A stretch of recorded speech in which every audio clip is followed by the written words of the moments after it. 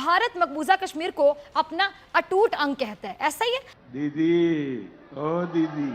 लेकिन भारत में रहने वाले उसके अपने मुसलमान शहरियों की जो हालत है और जो हालात हैं, यकीन जानिए काबिले तरस हैं, तरस आता है। ठीक है। A few moments later. कहते हैं अल्लाह ताला इशारों में बात करता है। जब किसी कौम से खुश होता है तो रहमत बरसाता है और जब गजबनाक होता है तो अजाब नाजिल करता है। आज जितनी बदतरीन हालत इस कौम की है, लगता है खुदा नाराज है शायद। पाकिस्तानी न्यूज़ की आगाज़ इस वक्त के सबसे अहम खबर से करेंगे नाजरीन। बीती रात बौखलाई पाकिस्तान की नंबर 1 एंकर पर्सन फिजा खान ने घर में रोटी ना होने के चलते जफर हिलाली के घर बंदूक की नोक पर डकैती कर डाली। हाय। क्योंकि एक तरफ पूरा मुल्क जल रहा है, रोटी छीन कर खाने की नौबत आ चुकी है, लोग खुद को आग लगा रहे हैं, और दूसरी जानिब दरिंदगी अपने अरूज पर है। कौन से मुसलमान है ये? मुसलमान छोड़ो, कैसे इंसान है ये? फिर यही बदबख्त किसी गली के कोने में नुक्कड़ में खड़े होकर दुहाई देंगे कि महंगाई बहुत है, बच्चे भूखे हैं, हुक्मरान हमारे ठीक नहीं है। अल्लाह का अजाब आया हुआ है, बेगैरतो तुम्हारी वजह से आया है। ये वाकयात एक इस्लामी रियासत में हमारे निजाम के मुंह पे तमाचे हैं। पाकिस्तान की मईशत का भुरकस निकल रहा है, मुल्क की मईशत को तबाह बर्बाद कर दिया। नाज़रीन, मैं किसके सामने जाके अपना सर पीटूं, किसको अपना दुखड़ा सुनाऊं? हाय। हाँ जी दोस्तों, स्वागत है आप सबका 9.इंडिया के एक और नए वीडियो में। मैं हूं गौरव। तो आज का ये वीडियो का इंट्रो थोड़ा सा फ़नी था, क्योंकि वीडियो ही फ़नी है। फिजा खान को सीरियस लेता ही कौन है? तो किसी को पसंद आएगा, किसी को नहीं आएगा, लेकिन फिर भी वीडियो को लाइक करना मत भूलना। तो डॉलर को फाइनली अब 300 के पार जाता हुआ अब देखना ये है कि पाकिस्तानी मीडिया का रिएक्शन तो मैंने थोड़ा बहुत आपको रात में दिखाया था, लेकिन फिजा खान का क्या रिएक्शन आ रहा है, उसके अंदर किस तरह की खलबली मची हुई है। क्योंकि भारत को कोसने की तो उसको आदत थी, लेकिन अब जब खुद पाकिस्तान के ऊपर फिजा खान के अकॉर्डिंग अल्लाह का कहर टूटा है, तो फिजा खान का रिस्पॉन्स जरा देखते हैं इस वीडियो में। मुल्क दिवालिया होने के खदशात फिर सर उठा रहे हैं और पाकिस्तानी रुपए पर तो जैसे जुमेरात का दिन कह लें कि भारी पड़ने लगा है। आज डॉलर 19 रुपए महंगा होकर 286 तक आया है, तो जैसे हाथों के तोते उड़ गए हों। 28 जनवरी को भी जुमेरात का ही दिन था जब डॉलर 24.5 रुपए महंगा हुआ था।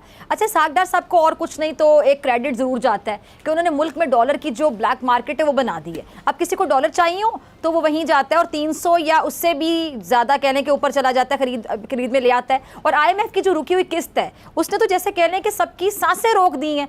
और उधर साबिक वज़ीर ख़जाना मिफ्ता इस्माइल साहब ने एक नया इंकशाफ ये किया है कि जी IMF चंद कदम पीछे हट गया और वो ये चाहता है कि पाकिस्तान दोस्त ममालिक से पैसे लेकर आए। और हमारी मुश्किल ये है कि चीन, सऊदी अरब, मुत्तहिदा अरब अमारात जो पहले आंखें बंद करके चेक काट दिया करते थे, अब कतराने लगे हैं। और IMF को खुश करने के लिए हम लाख जतन कर रहे हैं, लेकिन बेसूद। जब ये इंसान ही नहीं है तो इन पर इंसानी हकूक कैसे लागू होंगे? जब ये खुद इंसान नहीं है, फिर कैसे इंसानी हकूक इन पर लागू होंगे? ऐसे अफराद जब आखिरत में बख्शिश के लायक नहीं है तो उनको दुनिया में कैसे बख्शा जाए?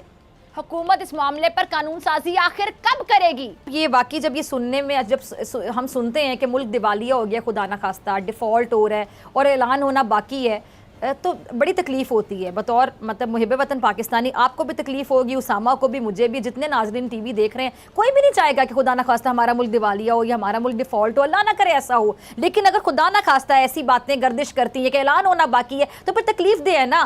फिर हमें बड़ा इंटरेस्ट होगा, हम ही पूछेंगे, हम ही सवाल उठाएंगे, चाहे तकलीफ़ के साथ, अज़ियत के साथ, कि ऐसा खुदा ना खास्ता अगर हो रहा है तो फिर क्या होगा, हल क्या होगा, क्या करेंगे? तो ये सवाल तो फिर हम उठाएंगे। रिकॉर्ड 3% का इजाफा कर दिया। इस तरह की कैफियत भी हमने पाकिस्तान में बहुत कम देखी है, जिसके बाद पाकिस्तान में बुनियादी शरह सूद 17% से बढ़कर 20% हो गई, जो 27 साल की बुलंद तरीन सतह है। अब 20% शरह सूद में कारोबार क्या खाक होगा?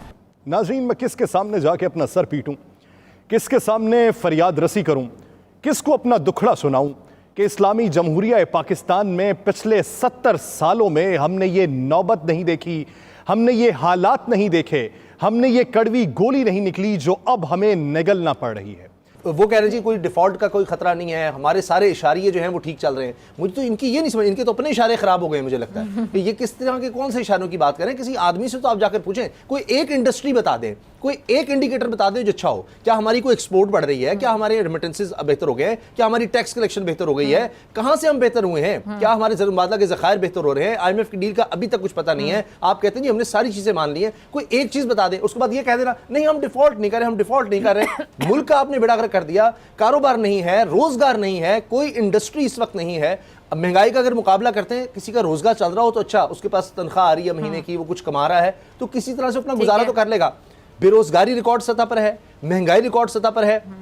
आप जिनको इसहाक डार साहब कहते हैं हमारे इशारी है, उनका बेड़ा गर्क हुआ है और आगे कोई डायरेक्शन भी नहीं है कि कब क्या करना है। हाँ, एक जरूर है कि इलेक्शन किसी सूरत नहीं हमने होने देने। जब तक इलेक्शन नहीं होंगे, कोई भी पार्टी आती है, कम से कम इलेक्शन के बाद एक मैंडेट होगा, क्लियर मैंडेट होगा। अब तो ये इतनी खौफनाक खबर आ गई है कि वो दोस्त ममालिक जिनके पास इसहाक डार साहब कहते थे आई डोंट केयर, अगर IMF नहीं आता आई डोंट केयर, मैं कहीं से इंतजाम कर लूंगा, अब वो भी आपको रकम देने को तैयार नहीं है कि किससे हम डील करें, इनका तो पता नहीं कब क्या हो जाएगा। तो ऐसी गवर्नमेंट आएगी आगे चलकर जो 5 साल की, जिसके पता हो अगर मुश्किल फैसले भी लेने हैं, कुछ भी करना है, उनकी एक डायरेक्शन हो और मुल्क को फिर हम किसी तरह से इस बहाव से निकालने का आगाज तो करें।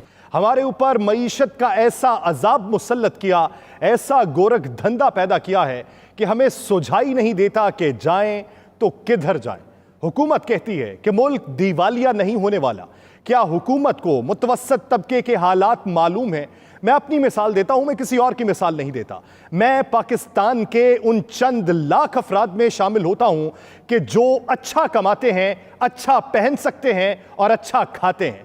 पिछले 2 महीनों के अंदर अगर मुझे सिर्फ अपनी पड़ी हुई है कि मैं अपने अखराजात किस तरीके से बर्दाश्त करूं, तो अंदाजा लगाइए कि जिसकी तनख्वाह 1 लाख है, 70,000 है, 50,000 है, 40,000 है, 30,000 है या 20,000 है, उनकी जिंदगी किस हद तक कर्ब में मुब्तला है। वो लोग जो ये सोचते हैं कि बिजली अगर महंगी हो गई तो किस तरीके से बिल अदा करेंगे, जिन लोगों को अभी सिर्फ यही परेशानी खाई जा रही है कि पिछले महीने टैरिफ कुछ और था, इस माह टैरिफ कुछ और है, किस तरीके से बिजली का बिल अदा करेंगे। सब्जियों की कीमत में होशरुबा इजाफा हो चुका है।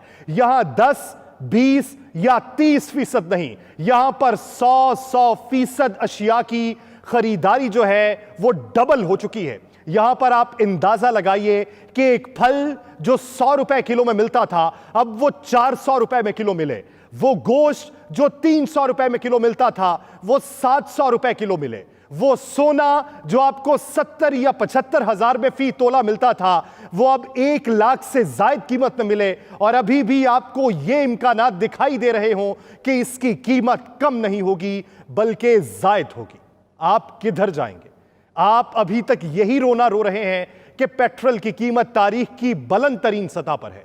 आप अभी तक यही रोना रो रहे हैं कि डॉलर की कीमत कहां तक जा पहुंची है।